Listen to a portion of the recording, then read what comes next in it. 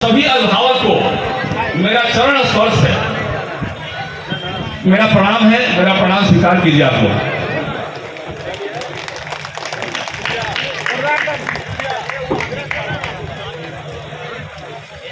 कई महीनों से मैं देख रहा हूं, लगातार मैं घूम रहा हूं 8 जिला में। 8 जिला इस कंसल्टेंसी में आते हैं। गया शिक्षक निर्वाचन क्षेत्र में 8 जिले आते हैं जहां से वोटर बनाए गए हैं और 8 जिला का मैं वोटर देख रहा हूं। यहाँ पे कई लोग आए हैं और कई लोग लेट होने के कारण जो है कुछ लोग चले भी गए हैं। और इस दौरान मैं सैकड़ों कार्यक्रम में भाग लिया हूं जो शिक्षक समाज का कार्यक्रम रहा है। शिक्षक प्रतिनिधियों के बीच में रहा हूं, कई कॉलेज में गया, 500 से अधिक मैं कॉलेजों में गया हूं और स्कूलों में भ्रमण किया हूं। और स्कूलों में भ्रमण करने के बाद, कॉलेजों में भ्रमण करने के बाद मुझे ऐसा महसूस हुआ कि बिहार में शिक्षा जो व्यवस्था है उसके प्रति सरकार की जो सोच है थोड़ा उदासीन है। इसको स्ट्रॉन्ग करना होगा और जब तक हम इसको स्ट्रॉन्ग नहीं करेंगे सब मिलकर, तब तक हमारी समस्याओं का समाधान नहीं हो सकता है। और जब तक एक राज्य का शिक्षा व्यवस्था दुरुस्त नहीं हो सकता है तब तक उस राज्य के विकास का हम बात नहीं कर सकते हैं, क्योंकि 85% से अधिक ये डाटा करता है, 85% से अधिक बच्चे आज भी सरकारी स्कूलों में ही पढ़ते हैं और इन्हीं स्कूलों में पढ़ के वो बच्चे आगे चल के बड़े बड़े संस्थानों में कहीं मैनेजर बनते हैं, कहीं नौकरी करते हैं, कहीं साइंटिस्ट बनते हैं, कहीं बिजनेस करते हैं, कोई एजेंसी लेते हैं, कोई एजेंसी खोलते हैं, कोई और उसी में से कुछ किसान बनते हैं और कई टाइप के काम करते हैं। और 15% ही बच्चे, मुझे लगता है 14-15% बच्चे मैक्सिमम प्राइवेट स्कूलों में पढ़ते हैं। और मैं बता दूं जो मैं बता दूं कि जितने सरकारी संस्थान है यहाँ पर काफी क्वालिफाइड लोग हमारे बीच में पढ़ाते हैं बच्चों को, लेकिन एक वहां मैं देखता हूं, मैं वहां पर फील करता हूं कि एक उदासीनता है, उनके मन में एक अशांति है। कॉलेज के शिक्षक हो, चाहे हाई स्कूल के शिक्षक हो, नियोजित शिक्षक हो, गेस्ट टीचर हो, संस्कृत के शिक्षक हो, सभी के मन में एक उदासीनता का आलम है। पढ़ाई तो करते हैं, पढ़ाई तो करवाते हैं, और लेकिन पढ़ाई करवाने के क्रम में वो मन में ऊर्जा नहीं रहती है कि हम अपने पढ़ाई का संपूर्ण दे सकें उन बच्चों को जो बच्चे बिहार का भविष्य बनाएंगे और बिहार का नाम रोशन करेंगे पूरे हिंदुस्तान में और पूरे दुनिया में। इसका कारण उनके मन में जो अशांति फैली हुई है और उस अशांति के पीछे की जो बातें हैं वो जानना जरूरी है। मेरा ये कहना है बहुत सारी चीजें हैं, आप एक एक करके थोड़ा सा मैं एक्सप्लेन करना चाहता हूं। मैं वित्त रहित कॉलेजों का बात करता हूं, वहां पर वित्त रहित कॉलेज मैंने देखा, 8 जिला में मैंने भ्रमण किया, कई जिला में सोचनीय विषय लगा मुझे। एक स्कूल में जब कोई कॉलेज के प्रोफेसर को 5,000 10,000 महीना मिलेगा और वो पीएचडी होल्डर है, मैथमेटिक्स से एचओडी है, फिजिक्स से एचओडी है, तो ये सुनने में भी आम आदमी को शर्म आएगा, ये खराब लगेगा, अच्छा नहीं लगेगा कि हमारे समाज में शिक्षकों की ऐसी स्थिति क्यों है और कौन बनाया इस स्थिति को, कौन जिम्मेवार है इस स्थिति को लाने के लिए। आखिर कौन वो लोग हैं, कौन सरकार के पदाधिकारी हैं, कौन बाहर के पदाधिकारी हैं, कौन वो नेता है, कौन जिम्मेवार है इसका। और इस तरह की व्यवस्था में आप खुद बता दीजिए अपने मन में, अपने दिल पर हाथ रखकर कि हम उनसे क्या आशा कर सकते हैं। एक 10,000 एक सुपरवाइजर जो काम करता है, मैं कई संस्थानों को देखा, कहीं 20,000, मैं कुछ ऐसे इक्के दुक्के संस्थान मुझे मित्र रहे थे जहां 30 से 40 हजार रुपया उनका वेतन मिलता है, इक्के दुक्के मुझे मिले। ज्ञान के नाम पर जो राशि है, जगदम्बा बाबू ने जब एक बार इंक्वायरी का जो आलम शुरू किया, वो सरकारें बदलती रही और इंक्वायरी होते रही, सरकारें कई बदली, इंक्वायरी होते रही और इंक्वायरी के नाम पर जो वित्त रहित शिक्षक का, जो वित्त रहित कॉलेजों का जो हालत है आज तक नहीं बदला है। आपको याद होगा हमारे साथियों, 2006 में, मुझे भी याद है जब एनडीए की पहली बार सरकार बनी थी 2005 में, जब 2005 में एनडीए का सरकार बनी थी पहली बार, तो आनंद फानंद में सरकार ने शिक्षकों की बहाली की थी, नियोजित शिक्षकों की। हमारे बीच सारे जगह से लोग आए हुए हैं, आरा से आए हुए हैं, बक्सर से आए हुए हैं, कैमूर से, रोहतास से, औरंगाबाद से। मैं देख रहा हूं अपने साथियों को, मैं शिक्षक समाज के कई लोगों को, मैं कई गार्जियन अभिभावकों को मैं देख रहा हूं, सभी 8 जिला से आए हुए हैं, बक्सर से, कैमूर से, रोहतास से, औरंगाबाद से, अरवल से, जहानाबाद से।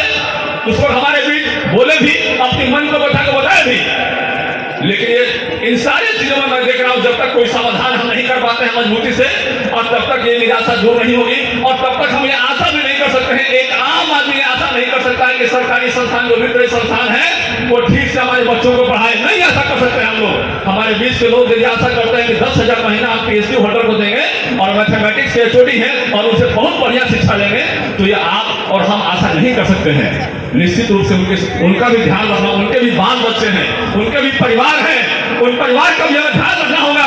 आज नियोजित शिक्षक को जिस कारण से नियोजित शिक्षक की बहाली हुई थी 2006 में, और उसके बाद कई जो नियमावली बनी थी, जो शर्तें बनी थी, उसमें यह बताया गया था कि नियोजित शिक्षक टेम्पोररी अभी फिलहाल 3 साल पढ़ाएंगे, उसके बाद जो है इनको परमानेंट किया जाएगा। परमानेंट बहाली में देख रहा हूँ सारे स्कूलों में नगण्य है, परमानेंट शिक्षकों की उपस्थिति नगण्य है। आज पेंशन की व्यवस्था उस कारण से नहीं है।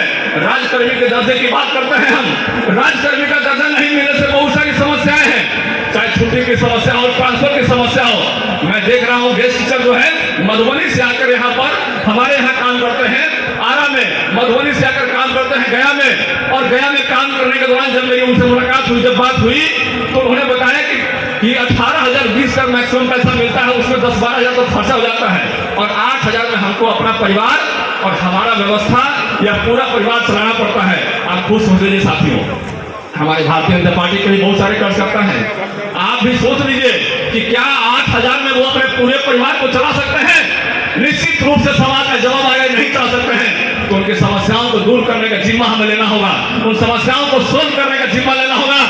आज मैं देख रहा हूं इन समस्याओं को सोल्व करने के बजाय वोट को मैनेज करने की बात हो रही है, और वोट को मैनेज करके MLC बनने का बातचीत चल रहा है। लगातार मैं यही देख रहा हूं, हमेशा वोट को मैनेज करने की। जब मैं कहीं जाता हूं तो बोलता है लोग वोट को मैनेज कैला है, फलाना स्कूल में बात होता है, सब वोट नहीं मैनेज किया तो कैसे MLC बनेगा?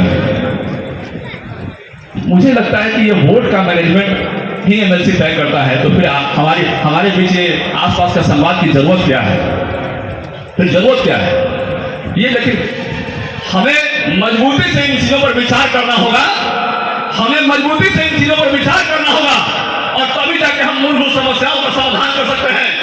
आज मैं देख रहा हूं सरकार की जो नीति है, उस नीति में मुझे नहीं दिखाई पड़ रहा है, मुझे नहीं दिखाई पड़ रहा है कि कोई परमानेंट करने का प्रावधान है।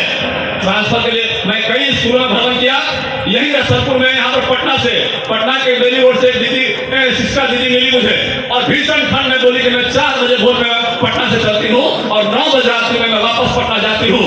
हम बोले कि आखिर इतना सब यहाँ गया में डेरा कर लेते हैं, 4 बजे भोर में चलता है खाना बना के परिवार का, अपने बच्चों का, और उसके बाद 9 बजे रात्रि में पहुंचते हैं, तो आप यहाँ डेरा क्यों ले लेते हैं? उन्होंने बोला कि मैं डेरा कैसे लूँ, मेरे परिवार में 2 लोग हैं, गार्जियन हैं, तबीयत खराब होती है उनकी, और मेरे 2 बच्चे पटना में पढ़ते हैं, उनका भी ध्यान रखना होता है, बच्चों का भी ध्यान रखना होता है। तो ऐसी बहुत जगह हमें मिला। हम अरवल के कार्यक्रम में थे, अरवल के एक शिक्षक सम्मान कार्यक्रम में थे, तो अंदर से इतना बुरा महसूस हुआ, मुझे लगा कि इन समस्याओं पर समाधान करने की बात कभी की ही नहीं गई। आज नियोजित शिक्षक हमेशा ये सोचते रहते हैं, हमेशा उनके दिमाग में रहता है कि हमारा जो है, हमारे रिटायरमेंट के बाद क्या होगा। हमारे बीच विद्या बाबू आए हुए हैं, मैं विद्या बाबू के कार्यक्रम में, रिटायरमेंट के कार्यक्रम में, विदाई समारोह में गया, जहानाबाद में गया था, करीब 1000 शिक्षक वहां पर उपस्थित थे, लेकिन मैं 6 घंटा 7 घंटा के दौरान मैं पूरे कार्यक्रम में हजारों लोग उनको माला पढ़ाए, लेकिन उन माला पढ़ाने के क्रम में मैंने कभी नहीं देखा कि उनके चेहरे पर खुशी है। मैं सोच रहा था उस बात को कि जब विदाई समारोह में इतने लोग माला पढ़ा रहे हैं, कुछ कोई गिफ्ट दे रहे हैं, कोई कुछ दे रहे हैं, कोई कुछ दे रहे हैं, लेकिन इनके चेहरे पर खुशी नहीं है। मुझे यह महसूस हुआ ये चेहरे पर इसलिए खुशी नहीं है क्योंकि सरकार की जो नीति है उस कारण से आज के बाद ये रिटायर हो चुके हैं, और रिटायरमेंट के बाद कोई व्यवस्था नहीं है, परिवार चलाना है, बच्चों को देखना है, बहुत सारी व्यवस्था होती है। कई ऐसे जगह मिले जहां पर इन समस्याओं को हमको सुनने को मिला, और बहुत भावुक मन से शिक्षक समाज में हमको ये बात मिला। उन समस्याओं को दूर करने के लिए हमको आगे आने की आवश्यकता थी, उन पर काम कम किया गया। हमें लगता है इन सारी समस्याओं पर चर्चा, डिबेट करना जरूरी है, सदन में मजबूती से इन बातों को रखना जरूरी है। आखिर हम पूछते हैं कि उत्तराखंड में जब राजकर्मी का दर्जा मिल सकता है, आखिर हम पूछते हैं अन्य राज्यों में राजकर्मी का शिक्षकों को दर्जा मिल सकता है, और कांग्रेस शासित राज्य, ये बीजेपी शासित राज्य है, कांग्रेस शासित राज्य है वहां पे राजस्थान में, तो बिहार में क्यों नहीं मिल सकता है?